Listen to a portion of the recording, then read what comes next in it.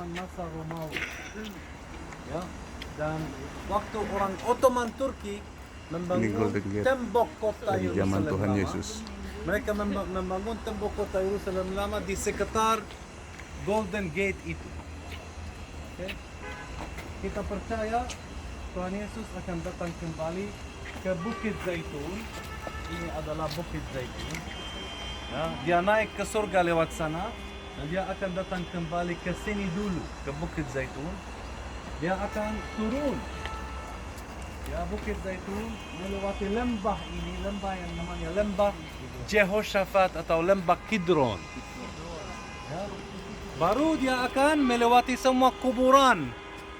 Kuburan orang Yahudi ada di sana, kuburan Katolik ada di bawah, di sini, dan kuburan Islam di sini. Setiap orang yang percaya akan dibangkitkan oleh Tuhan Yesus waktu dia akan melewati kuburannya. Jadi Tuhan Kuburan Yesus orang melewati Islam langsung di depan orang, Golden Gate. kalau percaya dimakamkan di belakangnya gerbang ini. Dan Tuhan Yesus akan masuk kota Yerusalem lewat gerbang ini, membuka gerbang emas dan masuk kota Yerusalem. Dulu gerbang ini masih terbuka, tapi ada Sultan Sulaiman dari zaman masa Ottoman Turki. Dia dengerin waktu setiap orang, banyak orang di kota Yerusalem masih menunggu Mesias. Dia bilang, oh, ada raja yang lain mau masuk kota Yerusalem, tidak boleh. Hanya saya bisa jadi raja kota Yerusalem.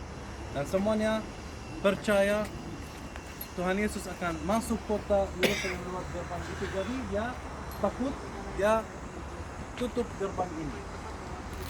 Ya, pada zaman masa Ottoman Turki, karena tembok ini dibangun oleh Sulaiman Al-Kanuni, raja di Ottoman Turki pada tahun 1520 Masehi, 1520 sesudah Masehi.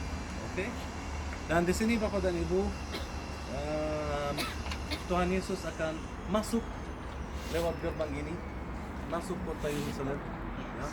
Dan semuanya menunggu Tuhan Yesus, kedatangan Tuhan Yesus. Orang Islam juga, orang Islam percaya bahwa Nabi Isa Masih belum tidak disalibkan, ya. Diganti dengan Judas yang disalibkan di atas kayu salib. Ini kepercayaan orang Islam, dan mereka masih menunggu kedatangan Hamashiach. Yesus akan datang kembali, ya. Mereka masih menunggu. Kita percaya Tuhan Yesus sudah datang dan sudah disalibkan, mati di atas kayu salib, dibangkitkan, dan dia akan datang kembali. Orang Yahudi percaya Mesias belum datang untuk pertama kali. Mereka masih menunggu Mesias, ya. Orang Yahudi percaya Yesus yang kita percaya disalibkan, ya. Mereka percaya juga dia disalibkan, tapi mereka bilang ini adalah orang biasa. Yesus adalah orang biasa, bukan Mesias, bukan Nabi. Dia orang biasa yang datang di sini, dia disalibkan, dan mereka menunggu kedatangan Mesias, ya. Meskipun mereka masih ada kitab Yesaya, Nabi Yesaya yang menubuatkan kedatangan Tuhan Yesus, ya. Ditulis kitab Nabi Yesaya sekitar 1500 tahun sebelum Tuhan Yesus, dan menubuatan tentang kedatangan Tuhan Yesus, ya. Ya. Tapi mereka tidak menulis Yesaya pasal 53, tidak membaca. Ya, kalau mereka baca Taurat, ya, kitab Yesaya 53, 52 dan 53, mereka langsung lewat. Ya. Karena Nabi Yesaya pasal 52, ya, Brian. Raja lahir akan, Raja damai akan lahir, ya. Tuhan Yesus akan disalibkan. Tidak ada satu tulang yang akan dihancur, ya, badan Tuhan Yesus di atas kayu salib ya. Banyak bukti ya bahwa Tuhan Yesus itu adalah Mesias. Tapi mereka tidak percaya bahwa itu adalah Mesias. Mereka masih menunggu kedatangan. Oke, yuk saudara-saudara dengerin dulu ya baik-baik ya. Alkitab itu harus dijelasinnya juga mengerti. Jadi kita harus memahami setiap sejarah apa yang terjadi itu on dasar adalah firman Tuhan. Oke. Jadi orang Yahudi mengakui sebenarnya bahwa nubuatan bahwa akan ada Mesias yang akan datang, yang akan melepaskan mereka dari keturunan Daud yang saya kasih tahu bagi kalian semua kemarin. Kuburan Yahudi ada di situ, kuburan Katolik ada di situ, ini kuburan Muslim ada di tempat ini. Golden Gate ada di sini. Apakah Golden Gate ini menurut pemahaman iman kita dan secara kacamata teologis, apakah tidak akan dibuka lagi? Kenapa tidak akan dibuka lagi? Dasarnya jelas. Matius 21 dibilang begini. Ketika Yesus dan murid-muridnya telah dekat Yerusalem dan tiba di Belfage yang terletak di Bukit Zaitun, Yesus menyuruh 2 orang muridnya dengan pesan, pergilah ke kampung yang di depanmu itu, dan di situ kamu akan segera menemukan seekor keledai betina tertambat dan anaknya ada dekatnya. Lepaskanlah keledai itu dan bawalah keduanya kepadaku. Belfage ya. Dan jikalau ada orang yang menegur kamu, katakanlah, Tuhan memerlukannya, Dia akan segera mengembalikannya. Hal itu terjadi supaya genaplah firman yang disampaikan oleh para nabi. Jadi refer kepada konteks bahwa nanti akan datang Mesias keturunan Daud yang akan masuk ke Yerusalem, yang hari ini tidak dimengerti oleh orang Yahudi. Orang Yahudi hanya bisa mengerti sampai Taurat, tapi kita memahaminya perjanjian lama, perjanjian baru menjadi sebuah penggenapan. Jadi perjanjian lama adalah nubuatan, perjanjian baru adalah penggenapan. Mereka tidak membaca perjanjian baru secara khusus.